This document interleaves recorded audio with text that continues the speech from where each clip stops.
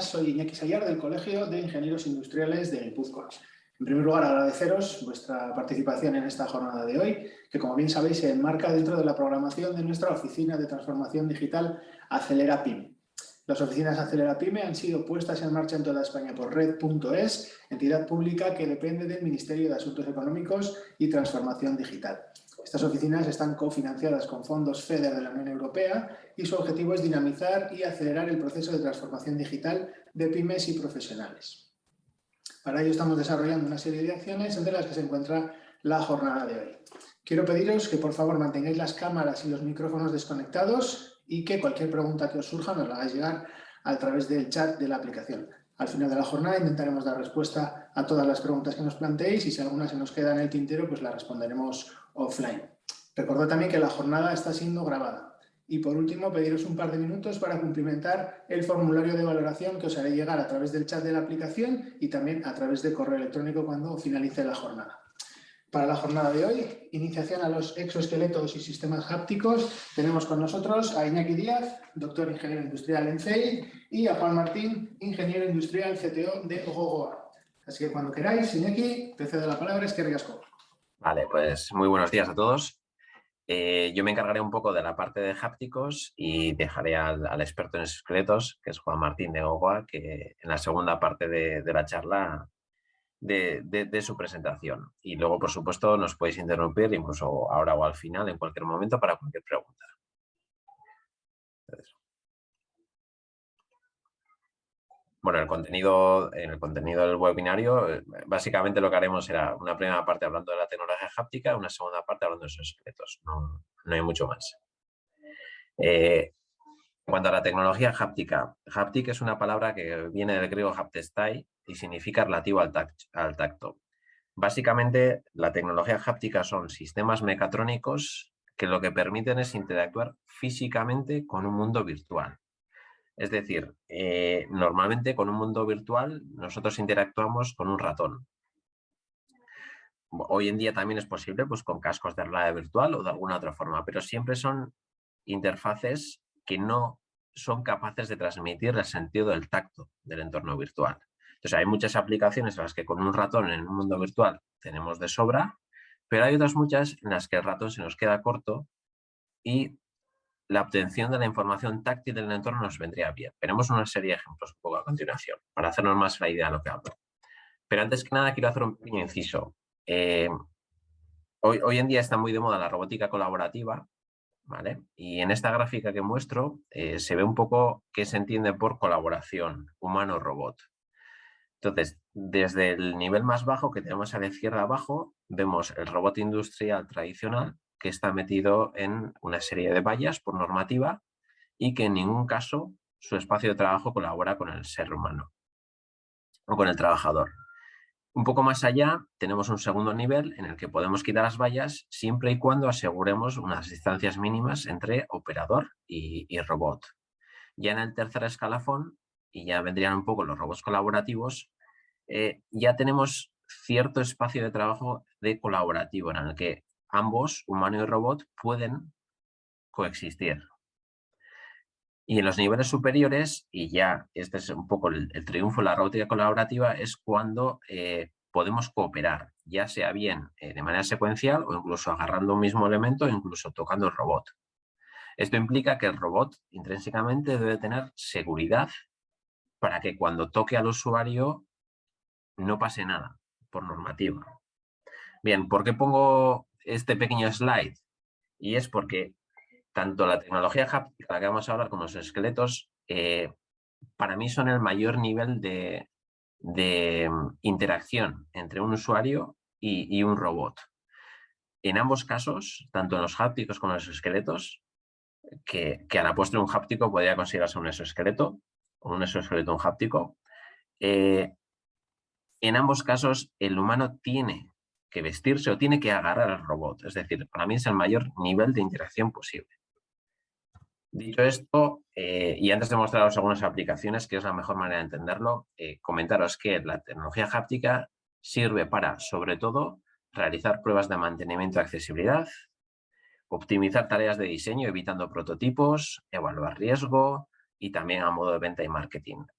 Lo vamos a ir viendo mejor y repetiré estas características. Yo creo que lo mejor es ver unas aplicaciones.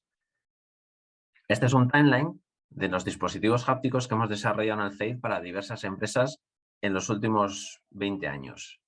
Comenzamos con ITP, haciéndoles un dispositivo háptico para realizar tareas de accesibilidad en mundos virtuales. ¿Cuál era el problema? Y es que en una maqueta virtual de una turbina, con un ratón, un operario puede realizar tareas sencillas. Yo con el ratón puedo coger un tubo, un tornillo, soltarlo y no pasa nada. Es un clic y ya está. Pero luego cuando el operario mete la mano, se da cuenta de que su mano no entra en ese sitio y ese tornillo que con el ratón salía, no es posible sacarlo sin desmontar media turbina. Entonces ellos querían comprobar en maquetas virtuales, antes de realizar el motor físico, si estas operaciones, si este tipo de nuevos diseños eran funcionales. Con un dispositivo háptico lo que conseguimos es que un operario agarrando el robot mapea la herramienta virtual que está en el entorno virtual y cuando esta herramienta virtual hace una operación en el mundo virtual, las fuerzas de interacción yo las siento en mi mano. Es decir, que si mi mano virtual está tocando algo rígido, yo siento esa fuerza. Extrapolando eso, en distintos entornos industriales hemos desarrollado desde palancas y mandos hápticos hasta sistemas de rehabilitación para el mundo clínico. Vamos a ver algunos vídeos. En primer lugar, uno de los dispositivos que mejor resultado nos han dado ha sido una palanca háptica.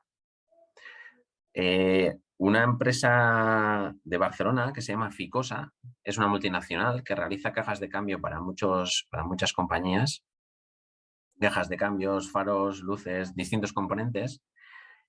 Nos contactó por nuestra tecnología háptica y nos pidió que ellos lo que querían era evitar tener que hacer maquetas una y otra vez con el cliente hasta dar con la caja de cambios final. Ellos nos decían, oye, nos gustaría tener una herramienta donde pudiéramos, una especie de palanca universal donde pudiéramos probar todo tipo de palancas, fuerzas, tamaños de carreras, poder jugar y hablar sobre todo con el cliente. Y una vez que tengamos claro lo que queremos, ya diseñar la palanca final. Entonces, voy a poner un pequeño vídeo, espero que se vea. En este caso, el dispositivo que hemos diseñado, si tenemos los motores apagados, se trata de un dispositivo loco. Se puede mover en cualquier momento. Sin embargo, con los motores activos, nos adaptamos a lo que el cliente quiere. Queremos una caja de cambios de 5 marchas, la hacemos de 5 marchas. El sistema emula esa caja. Podríamos emular desde cambios automáticos con el mismo dispositivo hasta aumentar las carreras. Ahora lo que queremos es una carrera más larga. Queremos la sexta marcha aquí, la séptima, la octava, incluso si es para camiones, da igual. Lo que nos permite es que por software en cualquier momento yo puedo adaptar mis niveles tanto de fuerza como de longitud al dispositivo. De esta forma, lo que tenemos es un sistema que nos permite abaratar toda la fase de prototipado inicial e incluso poder entendernos con el cliente lo que quiere. ¿Qué quiero decir? Una de mis experiencias con este dispositivo fue que estuve en un banco de pruebas de Audi en Austria y el chiste fue que el operario que estaba, bueno, el responsable que quería probar este dispositivo se pasó 10 minutos haciendo el cambio de segunda a tercera, porque decía que en los coches la gente que le gusta conducir, esa diagonal de segunda a tercera la tienen que sentir de una manera especial. Y estuvo, venga, que a jugar con eso, ¿no? Bueno, este es un pequeño ejemplo de las posibilidades de esta tecnología. Estos son otros ejemplos que hemos hecho, pues tipos concept cars, pedales hápticos. Un pedal háptico lo que hace es emular un pedal normal, pero además tiene la capacidad de, por ejemplo, hacerse más rígido. Por ejemplo, si el coche adelante está más cerca, pues se haría más rígido. Emitir vibraciones, pues a modo de alerta. Bueno, son algunos ejemplos. Este es el sistema de ITP que os he comentado anteriormente. Os voy a poner un poquito el vídeo. ¿Vale? Entonces, se trata de unos hápticos de mayor tamaño que existen, pues porque queríamos emular un poco el tamaño de un entorno virtual. Voy a adelantar un poco el vídeo y vamos a ir un poquito a... Aquí, como veis, lo que estamos es controlando una mano virtual con el dispositivo como si fuese un ratón, pero la gran diferencia está que cuando la mano virtual toque la turbina, nosotros sentiremos las fuerzas reales, con lo cual no hay trampa. Si mi mano no entra, la operación no se realiza. ¿Vale? Este es un simple ejercicio de sacar un tornillo. Voy a adelantar un poquito más. Y bueno, otro tipo de operaciones que se pueden realizar a modo de pruebas, ¿vale? En cualquier tamaño. Finalmente, evidentemente, aunque este es un poco, entiendo que la audiencia es un poco más industrial, para el mundo clínico también tiene mucha salida, sobre todo como sistemas de rehabilitación. En este caso, funciona a modo de, no voy a hacer exoesqueleto, es un poco distinto el concepto, pero la idea es que un usuario que ha tenido un ictus, por ejemplo, y que tiene que rehabilitar su función motora, agarra el sistema y mediante una serie de juegos virtuales se le anima a realizar repeticiones una y otra vez, repeticiones controladas, en las que si el usuario no tiene capacidad de moverse, el robot le mueve su mano y cuando el usuario tenga cierta capacidad, lo que consigue el robot es lo contrario, que es ejercitarle los músculos. Entonces, se trata de sistemas muy interesantes para este tipo de entornos también. Bueno, este es el dispositivo que tenemos para esto. Voy a adelantar un poco el vídeo. Bueno, se trata de un dispositivo que igualmente permite controlar un avatar virtual, permite hacer cosas, en este caso para el mundo clínico. Pero, repito, lo que tienen los sistemas hápticos es que solemos diseñar tanto la electrónica como el hardware a medida para la aplicación concreta. Existen hápticos universales, pero realmente sirven para todo y no sirven para nada. Es mejor hacer uno para la aplicación específica. Y con esto termino un poco lo que es toda la parte háptica. Entonces, le daré paso a mi compañero Juancho Martín de Gogoa para que él nos explique un poco la tecnología de esos esqueletos que existe en la actualidad para el mundo industrial y luego, por supuesto, estaremos abiertos a cualquier pregunta en ambos campos. Les voy a dejar de compartir pantalla. Vale, perfecto. Voy a intentar compartir la pantalla.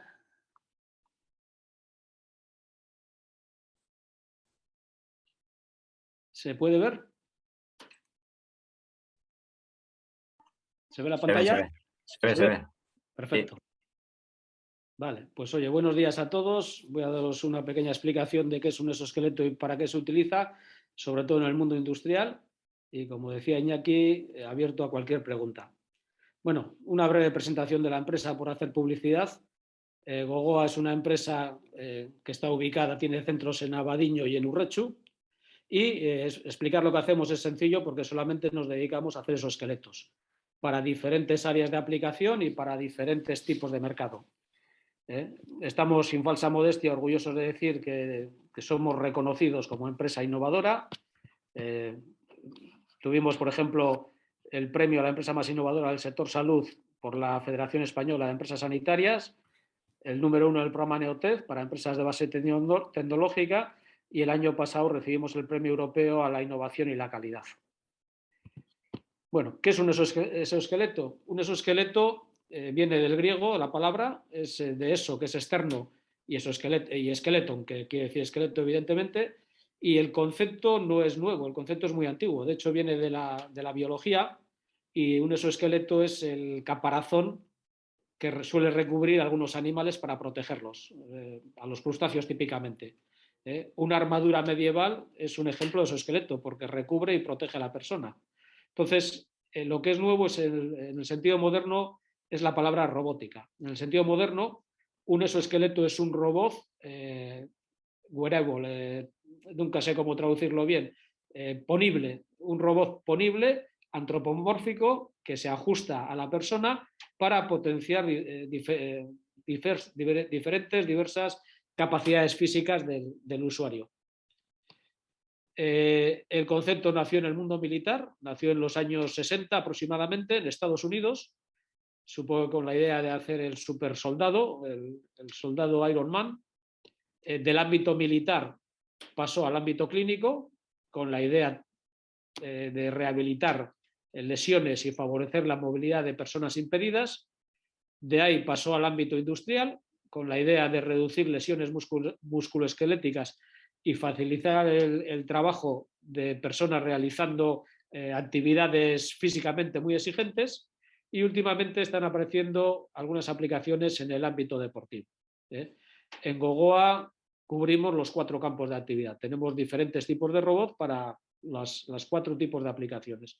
En ese sentido, somos seguramente la empresa que tenga la gama de producto más amplia en el mundo de exoesqueletos.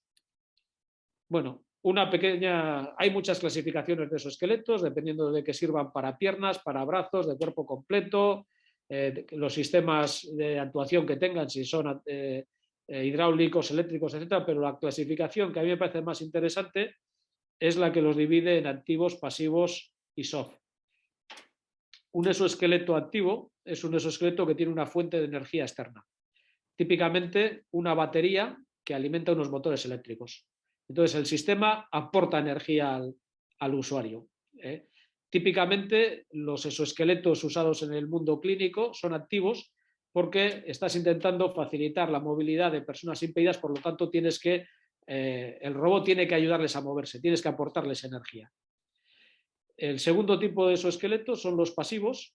Estos no tienen fuente de energía externa, se basan en mecanismos tipo muelles, cilindros de gas, etcétera, que se precargan normalmente a favor de la gravedad y liberan la energía que han acumulado cuando tú necesitas que te la ofrezca, por ejemplo, para levantar un peso. Son evidentemente mucho más sencillos y mucho más económicos que los activos.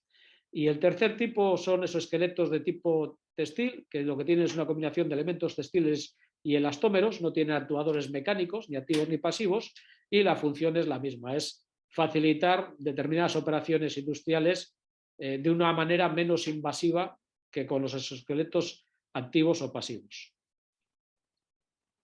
El ámbito de aplicación de los exoesqueletos que llamamos industriales no se limita a la industria. La verdad es que es un campo de aplicación en cualquier operación que requiera una posición incómoda o cierto esfuerzo físico para realizarla.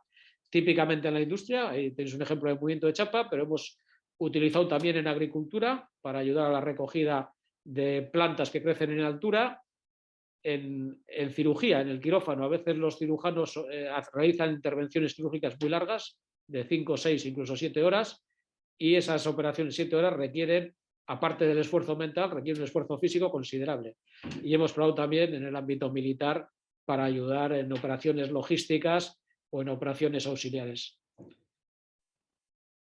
Bueno, esto es una transparencia muy general de recortes de prensa. El mercado de los exoesqueletos es un mercado emergente. Todos los pronósticos le auguran un rápido crecimiento. Se hablan de tasas anuales de crecimiento compuesta superiores o en torno al 50%, que es una barbaridad, pero esto está hecho antes de la pandemia. La pandemia lo que ha hecho es ralentizar mucho este crecimiento esperado. Entonces es un mercado emergente que está empezando a despegar ahora. Nuestro objetivo es, evidentemente, estar posicionados para cuando se produzca el despegue.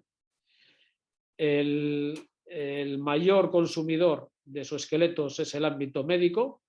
De los 3.300 millones de dólares que se espera que abarque este mercado en el año 2025, alrededor de la mitad, 1.500, son el sector médico, seguido el sector militar con una cuota muy cercana a ello. El sector industrial está comenzando ahora a despegar, todavía es un sector muy, muy emergente, pero en nuestra experiencia las tasas de crecimiento del sector industrial son superiores a las otras dos. Entonces yo creo que la cuota de mercado que alcance para el 2025 no va a ser tanta como en el sector militar y clínico, pero va a ser bastante más que lo que se espera ahí. Bueno, ¿qué hay de verdad y qué hay de mentira? El exoesqueleto es una palabra que está de moda y mucha gente ha oído, y entonces a veces, como decía, piensas en exoesqueletos y piensas en Iron Man. Pero, ¿qué es cierto y qué no es cierto? Bueno, para satisfacer retos médicos hay una demanda, los ictus. Nosotros utilizamos sobre todo los médicos en ictus, en lesionados medulares y pacientes que sufren alguna enfermedad neurodegenerativa, ELA, Parkinson, etc. Entonces, los retos médicos, los porcentajes de ictus, por desgracia, está creciendo y la Organización Mundial de la Salud prevé un crecimiento casi exponencial en los próximos años, por la longevidad que está adquiriendo la gente, por el ritmo de vida que se lleva, por la vida insana y poco saludable, etc. Entonces, los exoesqueletos lo que pueden hacer es acelerar el proceso de rehabilitación, lo hacen más rápido y llegan a donde la rehabilitación manual no puede llegar. Entonces reducen costos y consiguen una rehabilitación mejor y más rápida. En la industria, el principal reto es las lesiones, disminuir el número de lesiones musculoesqueléticas. Veremos luego, las lesiones musculoesqueléticas son la primera causa de baja laboral y ello tiene un coste social, sobre todo personal, social y económico muy alto. Entonces, los exoesqueletos lo que hacen es reducen el esfuerzo necesario en las tareas pesadas y contribuyen, por lo tanto, a disminuir la posibilidad de lesiones musculoesqueléticas. Todavía es una tecnología muy nueva y no hay suficientes estudios longitudinales. Sí hay estudios puntuales donde se estima una reducción de esfuerzo necesario entre un 25 y un 40%, depende del tipo de exoesqueleto y de la actividad, pero no hay estudios longitudinales para demostrar cómo incide esa disminución de esfuerzo en la reducción de lesiones. Es previsible que las disminuyan, pero hacen falta estudios longitudinales para poder confirmarlo con seguridad. Podemos decir que es una tecnología madura con origen en la investigación militar, como decía antes. En ensayos clínicos se avala su efectividad en el ámbito de la neurorehabilitación y además cualquier exoesqueleto clínico tiene que tener un marcado C o un marcado FDA para vender en Estados Unidos o en Europa, que son unos procesos largos y exigentes a la hora de conseguir la certificación. En el sector industrial son soluciones efectivas en costes, no tienen un coste que no sea abordable.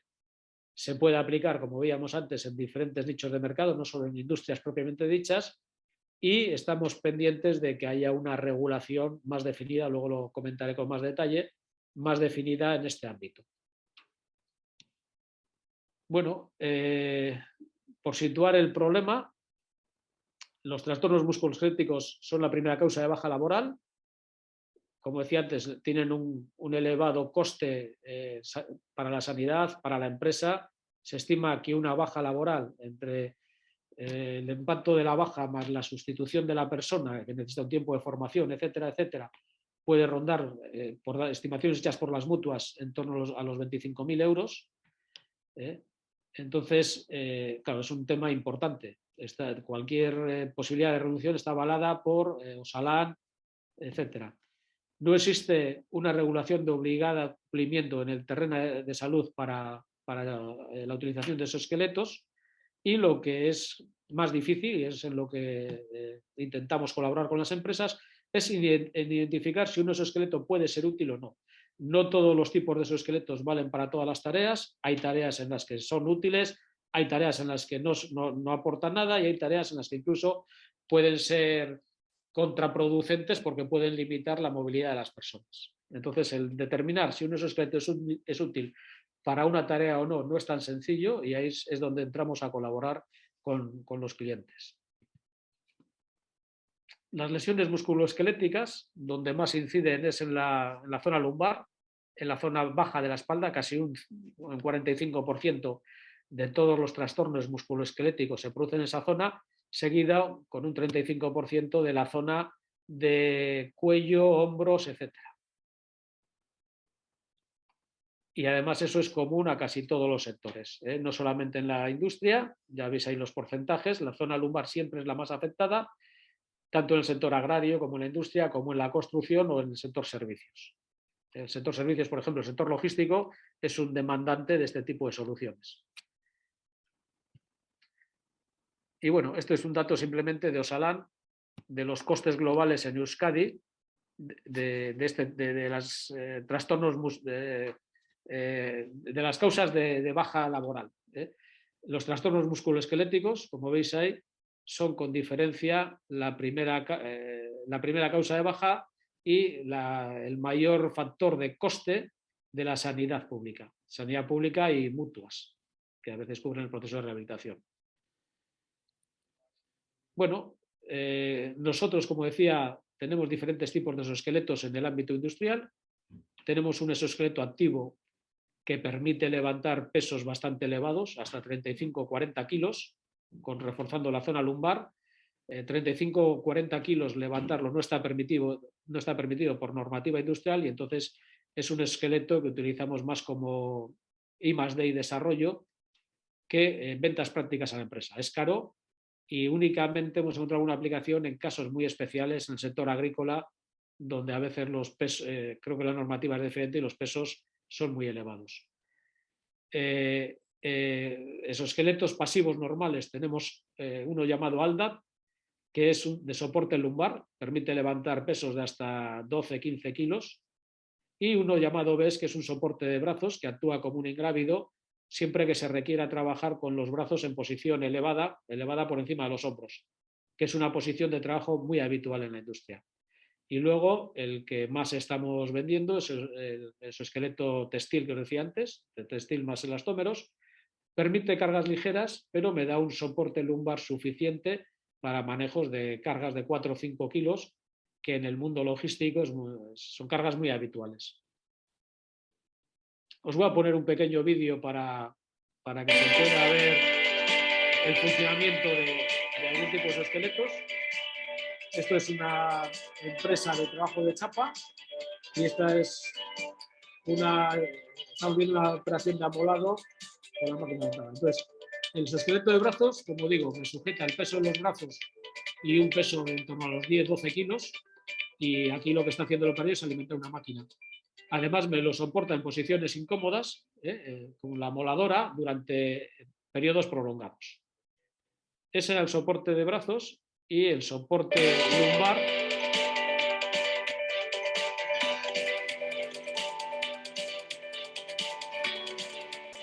es una operación típica de alimentar una máquina, con piezas que en este caso pueden pesar 8 o 10 kilos. Son piezas de aluminio, es una fundición de aluminio, y está haciendo una operación de rebarbado y de recorte de treces. Lo que me ayuda es eso, tanto a alimentar la máquina como a sujetar la pieza en posiciones con el tronco inclinado.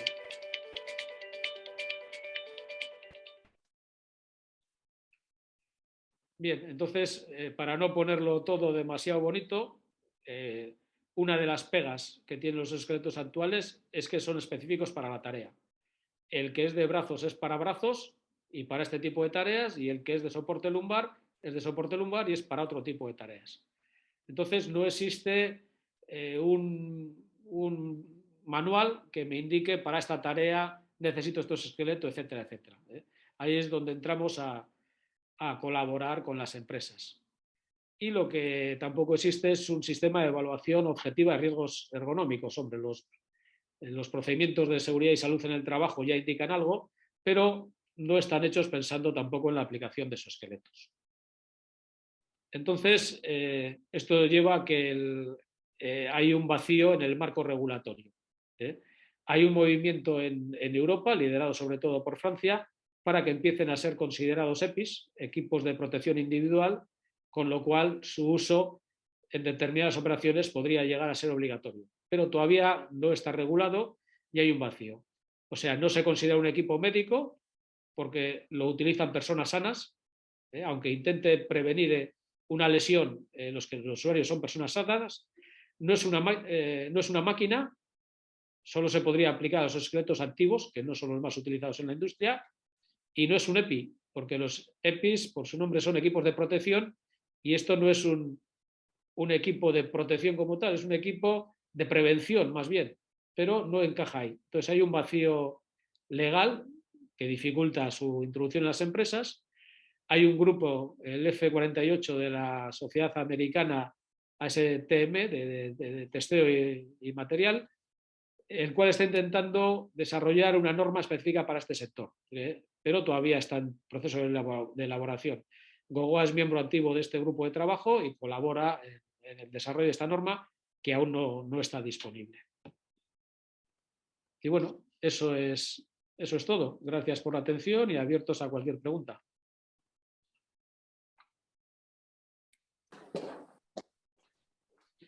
Eskerrik asko, Juancho, eskerrik asko, Iñaki. Teníamos una pregunta en el chat, perdón, que iba dirigida a Iñaki. Preguntaban a ver si los sistemas ápticos actuales se podían implementar en sistemas de CAD. No sé si... Directamente no, pero es muy sencillo usar motores como Unity, que está muy de moda, programas de Unity que pueden subir los CADs, y una vez subido el CAD a estos tipos de motores, la conexión es bastante inmediata. Entonces es bastante sencillo cualquier modelo de CAD poder interactuar hápticamente con él.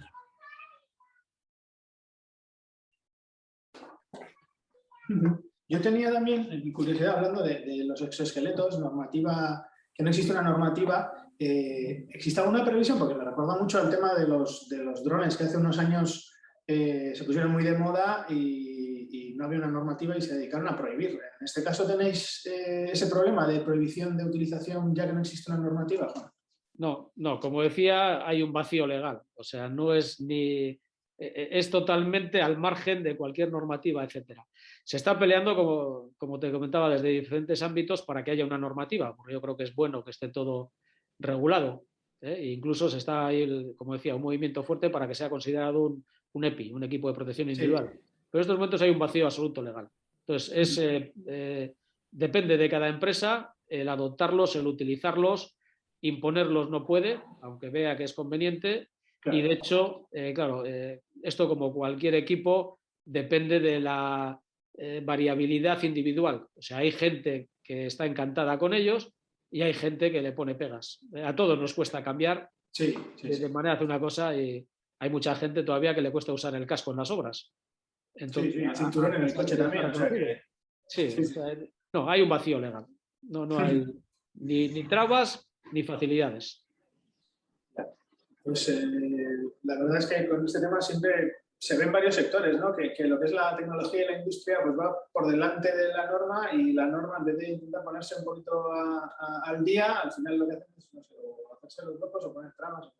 Sí, en cambio, en el sector clínico evidentemente está totalmente regulado, es todo lo contrario. Ahí conseguir la certificación como un equipo médico, en nuestro caso son equipos médicos de clase 2A.